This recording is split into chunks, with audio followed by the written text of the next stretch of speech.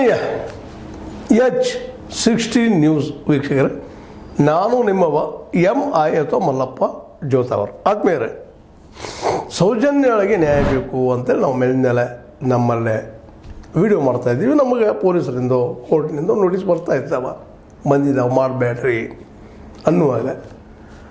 ಆದರೆ ಇವತ್ತು ಅತ್ಯಂತ ನೋವಿನಿಂದ ಹೇಳಬೇಕಾಗಿದೆ, ನಮ್ಮ ಸರ್ಕಾರ ಏನು ಮಾಡ್ತಾಯಿದೆ ಅಂತೇಳಿ.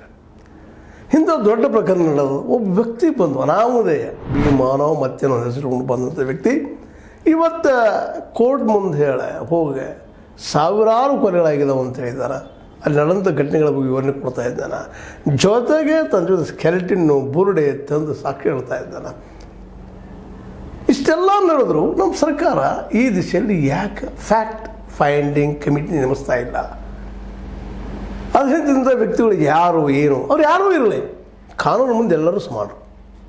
ಧರ್ಮಸ್ಥಳದ ಈ ಹೆಣ್ಣು ಮಗುವಿನ ಮೇಲೆ ಅಂತ ದಾಳಿ, ಇಂಥ ಅನೇಕ ದಾಳಿಗಳಾಗಿ ಅನೇಕ ಕೊಲೆಗಳಾಗಿದ್ರ ಬಗ್ಗೆ ಯಾಕೆ ಸರ್ಕಾರ ಇಲ್ಲಿವರೆಗೆ ಇನ್ವೆಸ್ಟಿಗೇಷನ್ಗೆ ಹಾಕ್ತಾ ಇಲ್ಲ ಅನ್ನೋದೇ ದೊಡ್ಡ ಪ್ರಶ್ನೆ. ಅದರಲ್ಲೂ ವಕೀಲ್ ಜಗದೀಶ್ ಅನ್ನುವಂಥವ್ರಂತೂ ಪೂರ್ಣ ಪ್ರಮಾಣದಲ್ಲಿ ಬೆನ್ನತ್ತಿದ್ದಾರೆ. 164 ಅನ್ನೋದ್ರಲ್ಲಿ ಸ್ಟೇಟ್ಮೆಂಟ್ ಕೊಟ್ಟಿದ್ದಾರೆ. ಅವರು ಅದು ಎನ್ಕ್ವೈರಿ ಆಗಬೇಕಲ್ವ, ಯಾರು ಸತ್ಯ ಯಾರು ಸುಳ್ಳ, ಇಲ್ಲ ಸತ್ಯ ಗೊತ್ತಾಗಬೇಕಾಗಿದೆ.